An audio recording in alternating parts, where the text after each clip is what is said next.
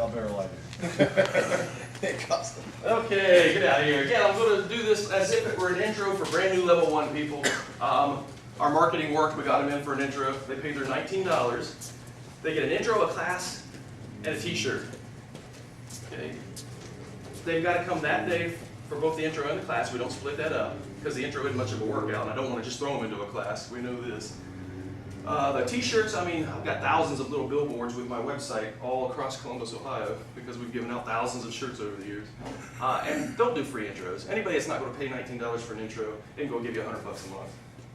That's you're kind of cutting out the people that weren't going to pay that much anyhow just by charging $19 for an intro. Anyhow, I wouldn't have said that if you guys were brand new. That was just for you. Starting my intro phase. Okay, good to have you all. Nice to meet you all. Anybody know anything about the history of Krav? Did you look it up on the website? Well, whether you did or not, I'm going to say the same things. Krav, our founder is Emi Lichtenfeld. Emi was a stud in his day. He was an all-European wrestler, an all-European boxer, an all-European gymnast.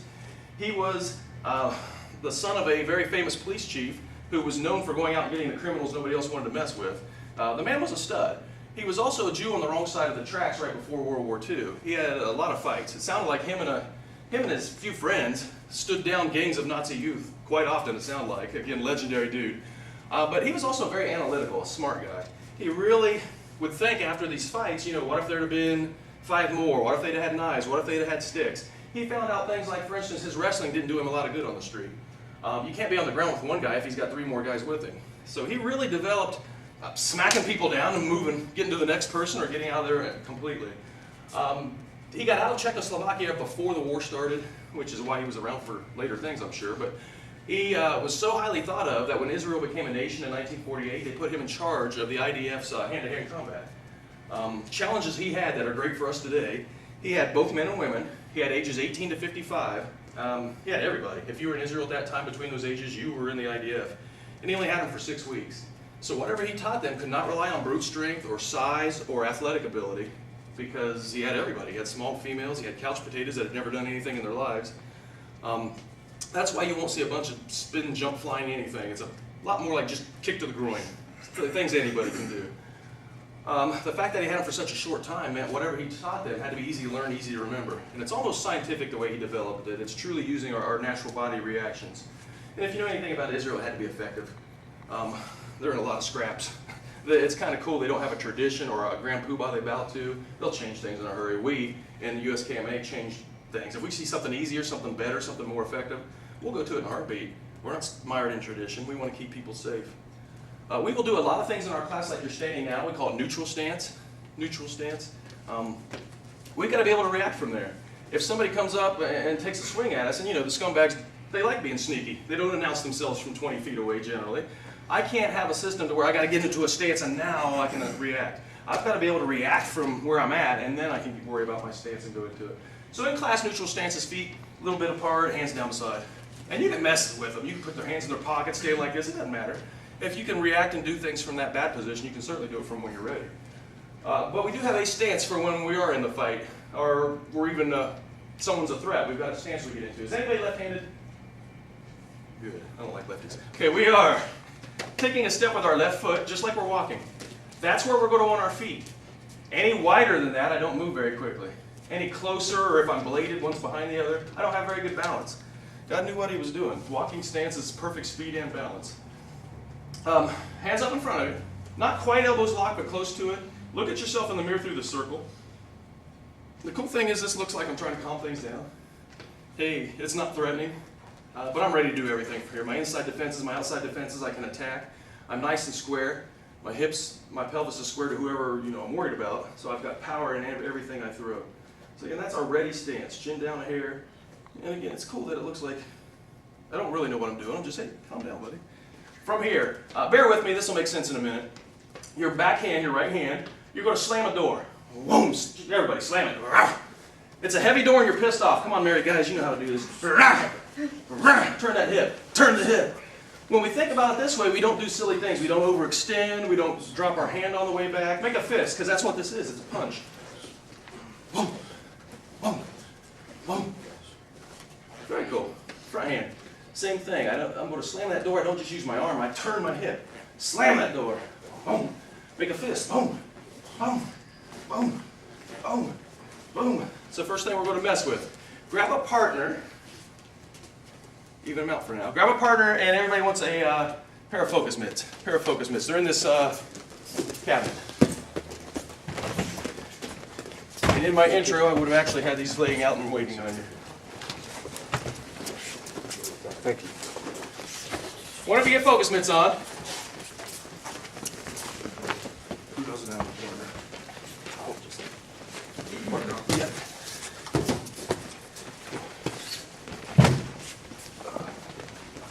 Okay, we're going to hit these mitts. We're going to do our straight punches. Listen up. I just told you how easy Krav is to learn, how easy it is to remember, and then I throw punches at you. That's one of the harder things we're going to do.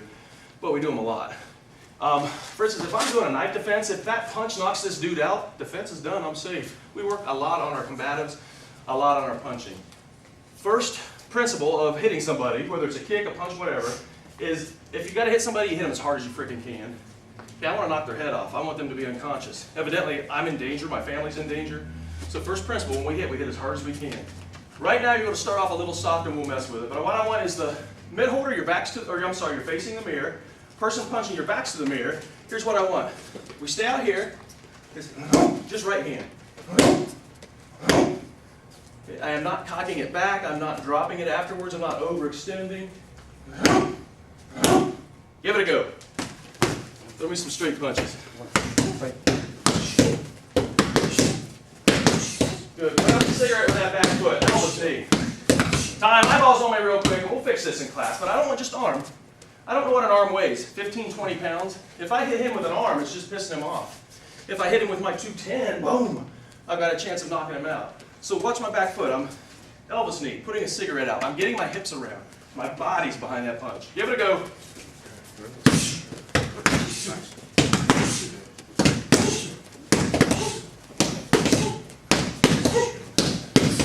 Okay, throw your front hand, go to the left. Elvis knee, turn your hips.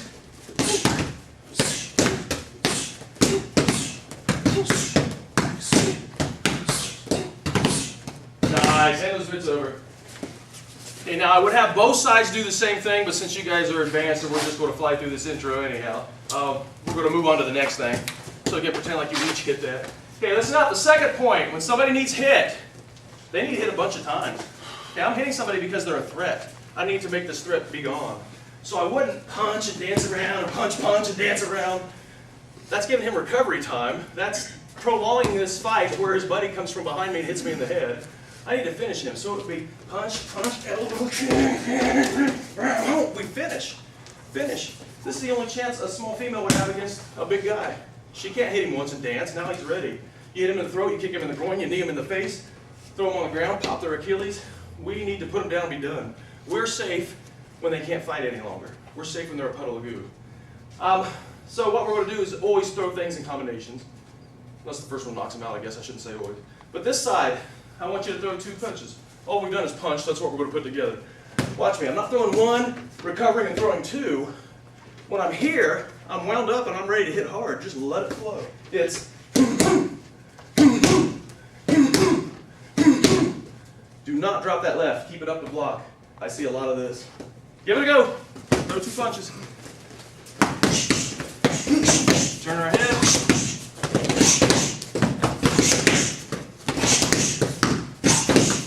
Keep our hands up. Drop our chin.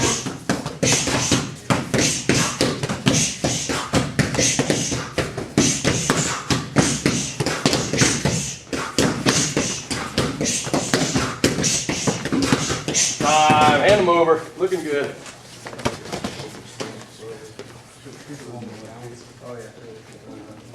Okay, we're going to move right on to elbows. Elbows. I would rather elbow somebody. It's a sharp, pointy, hard bone. These bones tend to break. Called boxer's fractures. I've had one. But I got to think of distance. Just because I like elbows, I don't let him get real close to me so I can friggin' elbow him. If I'm out here, I'm kicking. Mid-range, I've got my punching. In close, now I can elbow. We have a specific thing we teach in level 1 called bursting. I haven't seen this in too many other things besides Krav Maga, but it makes so much sense. If we were working on a Muay Thai elbow and had to snap our waist, it would take us quite a few hours to get that looking fairly good and fairly effective. In Krav, after about 2 seconds, you got one of these down. Because what I'm doing is not just bringing the point of my elbow and smacking, I'm putting my body weight behind it. Again, whatever I weigh is behind this elbow. I burst. I'm kind of like a sprinter coming out of the blocks. I get my body weight flying behind this elbow. I'm going to hit you this time. Boom, again, the point. I don't want forearm. That's too much surface area, the point. And I don't want to come across. I'll knock a few of his teeth out, but I'll just piss him off. I want to make him unconscious. I want to make a Pez dispenser out of him. I go in. So from here, look what I'm not doing. I'm not stepping. I just told you we want to hit somebody a bunch of times. If I hit him and step, now I got to find him. Boom. If I stay in my stance and hit him, he's right there for everything else I want to do. Boom, boom, boom, boom. So here's what I want to see. Mid-holder, you're facing the mirrors. We're about kick range away. I'm going to burst off of this back foot. Give it a go.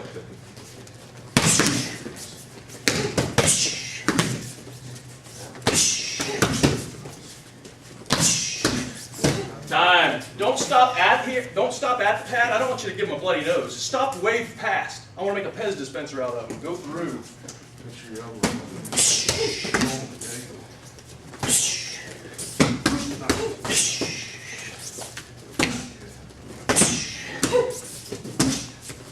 Go and time. And we have both sides do that. Grab the, but we're not. The other side, whoever was just holding, you're going to go now. So the other side, go grab a tombstone. They're right there. Aptly named tombstone.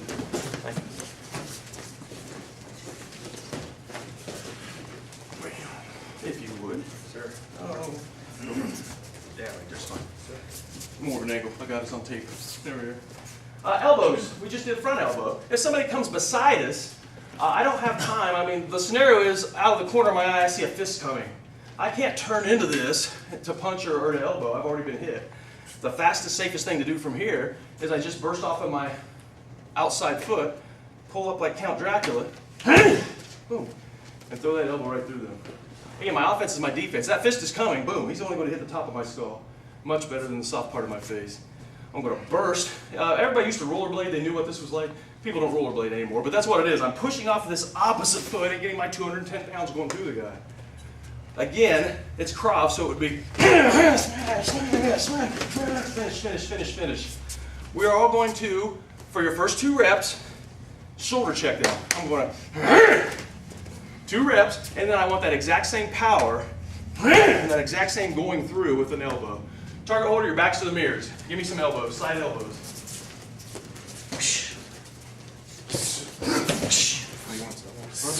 Stop. Elbows first. What's that? Do you want me to check them or elbows first? I'm sorry, yeah, check them twice. Did everybody check twice? Yes, sir. Then start elbow.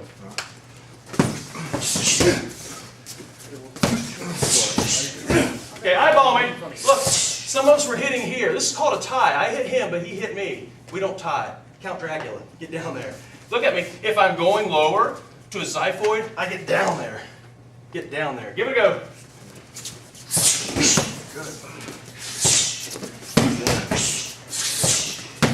Burst off that foot. Come on, go through them. Oh, and time. Hand them over. And again, in an intro, you would both do it. You both do it for just a little bit, maybe a hair longer than that.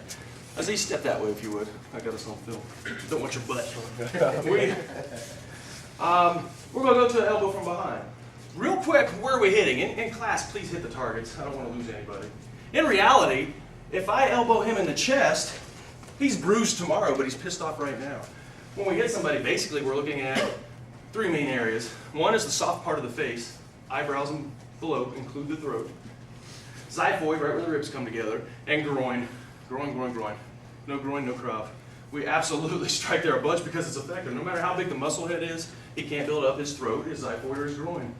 It's just the facts of life. We can't do it. If you'd be so kind. From behind makes even more sense. Let me get a good angle here. If I glimpse over my shoulder and there is a fist coming, I can't turn into this fight. I would have for sure been hitting the friggin' temple by then. What I'm going to do is when I see there's danger, wham! Again, my offense is my defense. I'm behind this arm, below it. Boom! Right to the temple, right to the side of the neck. And then I would continue turning and finish, and all that good stuff. What we're going to do is he's going to put this at about a 45-degree angle, right up against my spine. He's going to lift it up head height, a little higher. Take your first couple slow always with this one. It's hard to figure out how to hold this pad. But I'm going to look for a couple reasons. Again, I gotta see how tall he is. I gotta know where to hit. If I turn around and hit him in the shoulder, I didn't do anything. I'm looking for here and here. And I gotta make sure it's a danger. It's not mom telling me dinner's ready. We just gotta see what we're hitting. We see, boom. Feet aren't moving. You'll hear me say this a lot. Hands are faster than your body's faster than your feet. If you're stepping, you're making it as slow as it possibly can be. It's torso. No. Finish, finish, finish. Everybody's facing away from the mirrors. Hold it to the right elbow and take your first couple a little bit slow. Go.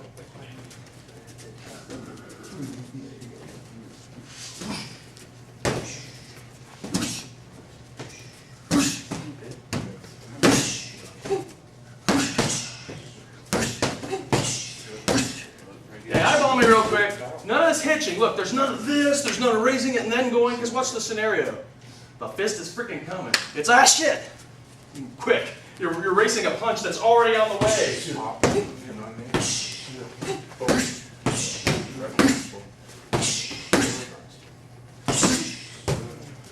Sweet. Hand over. And then this group's pretty nice to show an intro to. You know what the heck you're doing. Front kicks. Front kicks, we do a bunch of. Front kicks and knees are like what Krov's all about. Especially we teach a lot of females. Their upper bodies generally can't get as strong as a man's, but their legs can. We're just going to front kick and knee these people into oblivion. If you'd be so kind, you're going to put it out here. Cool things with our front kick is, it's not like a martial art front kick at all. We absolutely don't chamber it. That's a waste of motion. Again, I'm racing somebody trying to hurt me. I've got to send this thing. It's like punting a football. I don't really have too many rules with it. Get my knee above the target. That's about the only rule. The cool thing is, like we throw a front kick out of a choke defense. If somebody's choking you, they're generally not here. They're generally based out. I send this front kick into this A-frame. I don't even have to have much of an aim. I just send it. If it hits anywhere in here, it leads itself to the groin. And I don't care what I hit with. When I used to do martial arts, I would spend months learning kicks with one specific part of the foot. The ball of the foot, the heel. This is a kick to the groin. If I hit him with my big toe, I'm happy. If I hit him with my knee, I'm happy. Anywhere in between, I'm ecstatic. I just want to hit him. So from here, it's boom. We kick and we lay him forward. Target order, back to the mirror. Throw me 2 kicks and then I'm going to stop and correct some things. Here we go.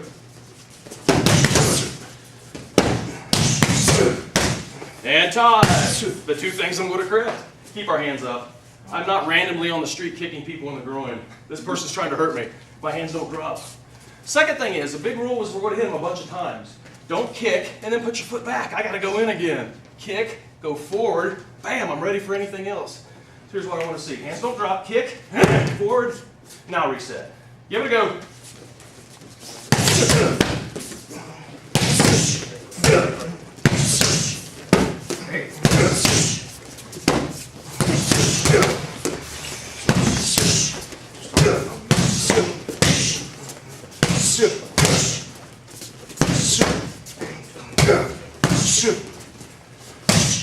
And time. Whoever was just holding, you want to go grab one of the Kurt shields now. The person that had the tombstone, you're going to go.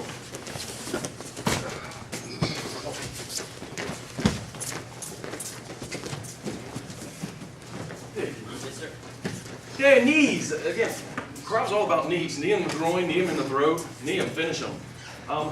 We love throwing knees. This first one I'm going to show you is called knee in the fight. Knee in the fight. I'm not clinching and kneeing, which we love to do, and we'll do that in a minute. It's in the fight. A lot of people think of knees in here, big problems. Number one, he doesn't want knee. He's going to tackle me. He's going to hurt me. It's only coming from here to here, not a lot of momentum. It ends up being the top of my leg. All this muscle I have on my quadricep. It's too padded. I need the point of my knee. When we throw knees, it's from out here. If it's not open, it's not open. I've got other things I can throw. If it is open, look at the distance now. It's going to come up at this angle and be the point of my knee. Boom. I am almost like I'm going to lay back on the floor. I blast my hips. Everything we throw, the hips and the core are involved. So if I'm upright or leaning forward when I land this, I know there wasn't any power, there weren't any hips. I need to, boom, throw the hips. Give it a go. I generally grab the corners and hold it against my body. If it needs like that. Sure. If it's too much power, we can double up on it. Sure. Sure. Sure.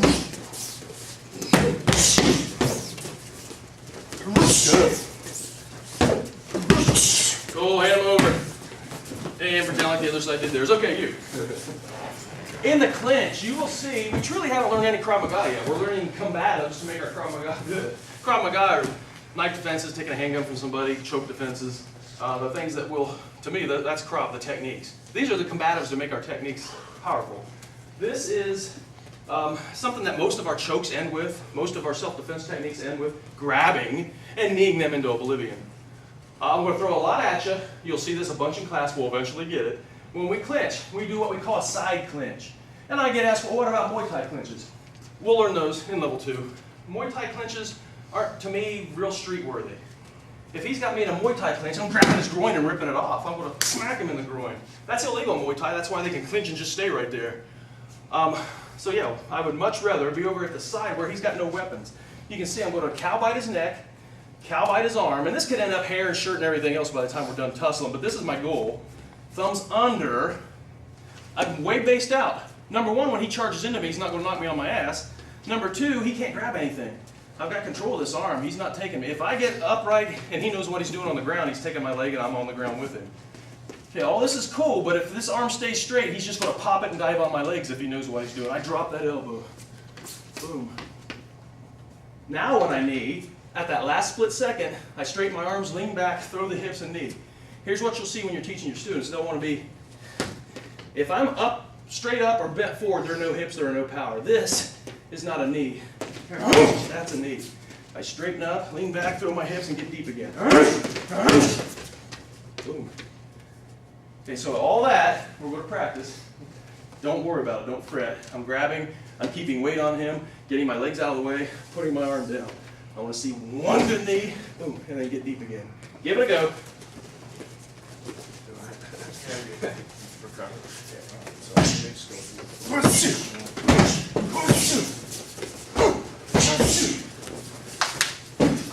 Keep pulling, don't let go in between. Just clinch.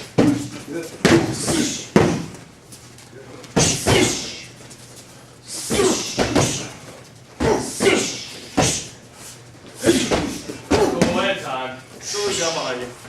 And both sides would have went.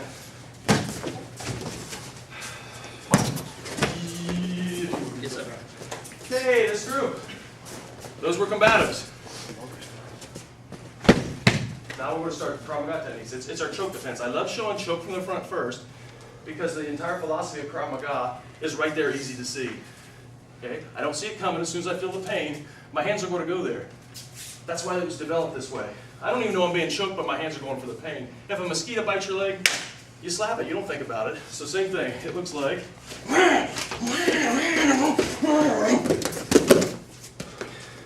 So one more time this angle.